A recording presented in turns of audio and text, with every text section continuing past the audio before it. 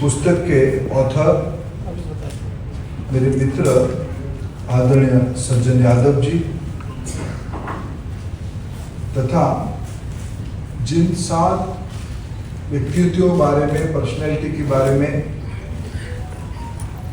Penguin ने सज्जन जी की प्रयास से उनकी अनुभव को, उनकी जर्नी को अब तक का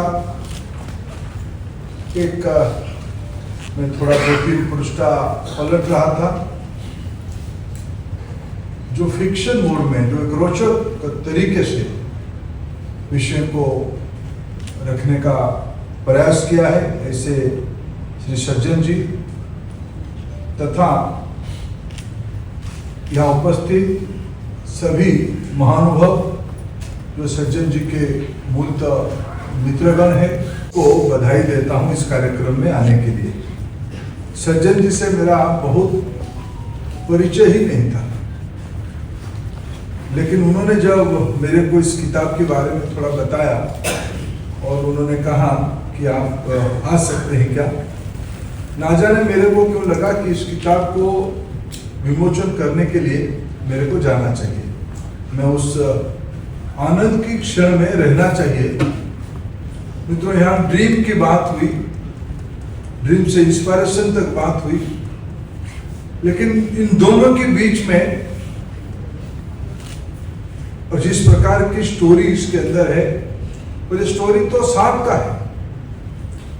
समाज जीवन में सभी सफल व्यक्ति के पीछे एक स्टोरी होती है, एक ड्रीम होती है, एक इंस्पिरेशन होती है, लेकिन मेरे दृष्टि से ये ड्रीम को अचीव करना और एक इंस्पिरेशन बनना जिंदगी में किसी ना किसी व्यक्ति हमको प्रभावित करता है। बचपन में कभी हमारे माता पिता करते हैं, कभी भाई बहन करते हैं, कभी दोस्त साथी करते हैं, कभी शिक्षक करता है। जिंदगी में जैसे जैसे हम आगे बढ़ते हैं, अनेक व्यक्तित्व हमारी जिंदगी में आते हैं जो हमको इंस्पायर करते हैं। ऐसे इन सातों को भी किसी ना किसी चीज ने इंस्पायर किया होगा, लेकिन मैं आप सबकी अनुभव के ऊपर और मेरे खुद के अनुभव के ऊपर कहता हूं, एक चीज को लक्ष्य प्राप्ति करने के लिए, लक्ष्य यूपीएससी के लिए जो एस्पिरेशन था, एक आकांक्षा था, इसको करके दिखाना। हमारी मन में एक जो इनहेरेंट चीज रहती है एस्पिरेशन की, हमें इसको यहां तक पहुंचाने में सफल होती है। मित्रों, ये पुस्तक के रूप में सज्जन जी ने 7 स्टोरी हमारे सामने रखी। ये निश्चित रूप में उस समय की अनुभव को, जब वो अपने उस जर्नी में जा रहे थे, जब वो सेप ले रहे होंगे, और इस किताब में मैं 2-3 पन्ना पलटते पलटते मेरे संबंधित विषय 2-3 है। उसमें मैं एनसीईआरटी का टर्म देखा, मैंने इसमें जेई देखा, ये सब हमारे सेक्टरल टर्म है। और मैं तो कभी कभी एनसीईआरटी वालों को कहता हूँ कि कहीं देखो, जब अभी अभी यूपीएससी के रिजल्ट आया, कोचिंग वालों ने बड़ा बड़ा विज्ञापन दिया। मैंने एनसीईआरटी वालों को कहता है कि आप भी विज्ञापन दे दो, आफ्टर एनसीईआरटी किताबी तो सब पढ़ते हैं। हमारी देश की फाउंडेशनल अंडरस्टैंडिंग एनसीईआरटी की किताब से बनती है, और उस किताब को पढ़ के, और इस किताब में भी एनसीईआरटी के उल्लेख। मित्रों, मैं आज आपके सामने 2 विषय ये कहने आया हूं। देखो, लक्ष्य हम किसी भी तरीके से प्राप्त कर ही लेते, प्रभु के आशीर्वाद से, भगवान के आशीर्वाद से हमको पुरुषार्थ हमारी नियति में है।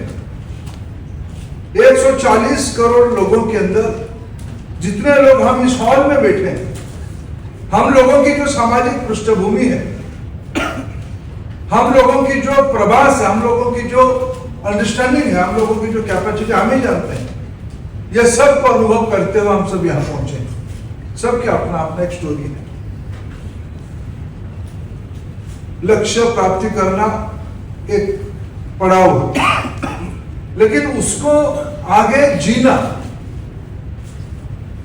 जिस आइडियलिज्म को लेके, जिस आइडियल को लेके, जिस मोटिवेशन को लेके आपने कोई भी काम करते हो और विशेष करके यूपीएससी जैसे व्यवस्था में आप आते हो और सिविल सर्जन बनते हो, मित्रों इसकी मैं कई प्रकार के अनुभव मेरे स्मृति में है। मेरे को सामाजिक जीवन में लगभग 40 साल का अनुभव हुआ है as a student leader to education department की दायित्व के नाते। मित्रों अभी इन दिनों में माननीय प्रधानमंत्री जी ने हमें एक टिप्स दिया, कभी आप आपकी वहां काम करने वाले एएसओ को मिलकर बात करो। एएसओ से आपको कई प्रकार की चीज मिलेगा। मैंने कुछ मित्रों को मिला, मेरे लिए तो सच में आई ओपनिंग था। IITians, देश के अच्छे इंजीनियरिंग कॉलेज के पढ़े हुए बच्चे एएसओ में सेटल कर रहे हैं और काम कर स्ट्रगल कर रहे हैं। मैंने एक दो जब कम आयु है, मैं उनको पूछा कि आप इसमें क्यों हो? बोले सर यूपीएससी लिखना है, ये एस्पिरेशन है। और आते हैं कहां से? भारत की संपन्न लोगों की घर से कम बच्चे यहाँ आते हैं। ऐसे नहीं आते, ऐसे नहीं जिनके घर में सिविल सर्वेंट है, जिनके घर में मध्यवर्गीय पृष्ठभूमि, जिनके घर में उनको प्रशासक बनने की इंस्पिरेशन आती है। लेकिन ये जो सामान्य बैकग्राउंड के बच्चे आते हैं और वो बच्चों के मन में जो एस्पिरेशन है इसको कहा नहीं जा सकता, सिर्फ ये एक मटेरियल अचीवमेंट के पीछे यहां तक लोग आते हैं। सबकी एक लक्ष्य रहता है, सबकी एक दायित्व रहता है। हम एक प्रजातंत्र है। प्रजातंत्र में दो विषय बड़े आग्रह के साथ उल्लेख किया जाता है, राइट्स एंड रिस्पॉन्सिबिलिटी। सोसाइटी के ज्यादातर लोग राइट सेंट्रिक होते हैं, अधिकार हमको कितना मिला, क्यों नहीं मिला, फिर उसको धीरे धीरे कर वो राइट्स एंटाइटलमेंट में परिवर्तित होती है, ध्यान नहीं आती है। लेकिन उस दुनिया में हम लोग घूमते हैं। लेकिन मित्रों राइट्स तब पूरा होती है जब कोई इसके लिए रिस्पॉन्सिबिलिटी होता है। मेरे दृष्टि से मानता हूं भारत की सिविल सर्वेंट हमारी तो 5 साल में एक बार परीक्षा होती है। आपका एक बड़ी परीक्षा एक बार होती है, लेकिन प्रतिदिन होती है। एक बार तो एंट्री के लिए परीक्षा होती है, 10 लाख से 1000 तक आना। अभी मैं कई प्रकार के एंट्रेंस एग्जामिनेशन के पीछे समीक्षा कर रहा हूं, उसमें यूपीएससी के एग्जामिनेशन सबसे टॉप माना जाता है। ये दुनिया की सिद्ध बात है कि हमारे देश की यूपीएससी व्यवस्था फुल प्रूफ है, उसको और बढ़िया करना पड़ेगा, आप लोगों को ही करना। मित्रों इसमें जब आ ही जाते हो आप, हम फेल हो जाएंगे तो डेमोक्रेसी की प्रोसेस से हम लोगों को निकालने की भी रास्ता है। आप लोगों को निकालने की रास्ता 30-35 साल निकालना ही नहीं, वन गेट एंट्री है। प्रतिदिन आप तपस्या करते हो, प्रतिदिन आप रिस्पॉन्सिबिलिटी लेते हो, निर्णय करते हो। मैं अधिकारियों को, मैं खूब कम आयु में विधायक बन गया था, इसलिए मेरे उस समय में जो सहयोगी रहे, जिले में काम किए या यंग ऑफिसर के नाते काम किए, कई लोग यहाँ आजकल सेक्रेटरी भी हो गए, या नहीं तो सज्जन जी जैसे एडिशनल सेक्रेटरी हो गए और भारत सरकार की और राज्य सरकारों के अनेक ओहदे पे काम करते हैं।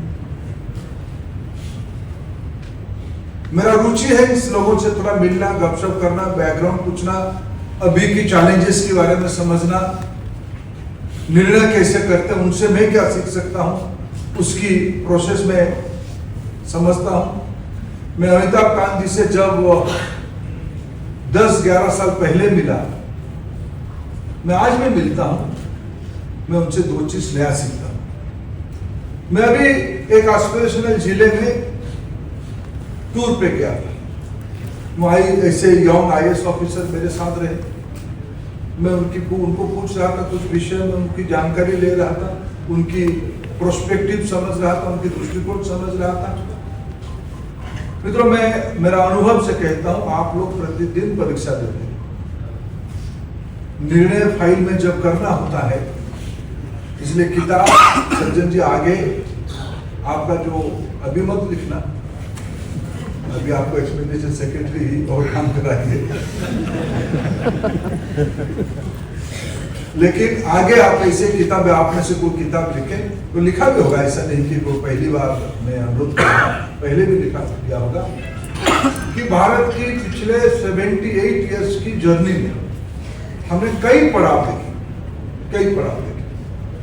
तब आजादी के समय में सरदार पटेल ने आप लोगों के बारे में कहा था स्टील फ्रेम, अभी तो ऑल्टरनेटिव मटेरियल आ गया। हमें खुद को भी अपग्रेड करना पड़ेगा, हमको इवैल्यूएट करना पड़ेगा, इवॉल्व होना पड़ेगा। आज की समाज की आवश्यकता क्या है? हम जिस एस्पिरेशन से यहाँ ज्वाइन किए थे, क्या उस एस्पिरेशन को हम उस एनर्जी को, उस प्रेरक तत्व को हमारे अंदर जिंदा कर पा रहे हैं? मित्रों, जीवन में यही सबसे बड़ी चुनौती है। मैं अपेक्षा रखूंगा जो 7 बच्चे ये दुनिया में, हमारे देश में उस प्रेरक तत्व को अपने कैरियर की, कैरियर तो कोई रिटायरमेंट एज के साथ नहीं होता, काम करने वाला व्यक्ति जिंदगी की लंबे समय तक काम करता है और अपना बड़ा लकीर खींच के हो जाते हैं। मेरा शुभेच्छा रहेगा, ये जो एस्पिरेशन और इंस्पिरेशन के बीच में ये भी एक एआई है। इस एआई के तत्व को आप जिंदगी भर आपके अंदर रखो और आपके सहयोगी उसके अंदर रखे, और कोई भी चीज, कोई भी अच्छे विषय को लंबे समय तक स्मृति में रखने का उपाय है किताब। आज ऐसे स्मृति को शायद किसी को इसमें से कोई छोटा चीज लगा होगा, लेकिन वो छोटे चीज में क्या बड़ा दर्शन था, उसके पीछे उद्देश्य क्या था, इसको निश्चित रूप में आने वाले दिन में कोई पीढ़ी उसको पढ़ के अच्छे रास्ते पे और जाएगा। ये किताब निश्चित रूप में उसको सहायक होगा। फिर लेकिन मैं अंत में एक अनुरोध आप सबको करूंगा, किताब और हम जिस स्टेज पे आज दुनिया के अंदर है, टेक्नोलॉजी, आइडियाज और जियोपॉलिटिकल सिचुएशन तेजी से बदल रहा है। हमारे देश में उस आवश्यकता, उस परिस्थिति को ध्यान में रखते हुए प्रधानमंत्री जी ने एक टेम्पलेट हम लोगों के सामने रखा है 2047 तक विकसित भारत करना। लेकिन विकसित भारत करने के लिए कोई स्टैंडर्ड फ्रेमवर्क है नहीं।